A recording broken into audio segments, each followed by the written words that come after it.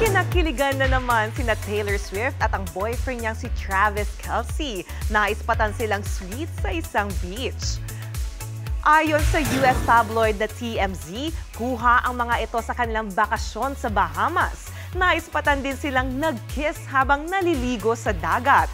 Comment tuloy dyan ng ilang fans, it's giving the Eras Tour in Bahamas. Sa May 24, magbabalik ang concert ni Taylor sa Portugal. Samantala, wala na raw gagawing legal action ang Australian police laban sa tatay ni Taylor na si Scott.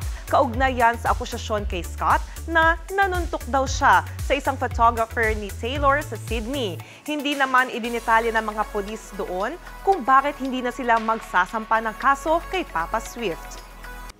Mga kapatid, Jania Lipon po, laging maging updated sa latest sa entertainment and lifestyle para maging una sa balitaan. Bisitahin at mag-subscribe na sa social media pages ng News 5.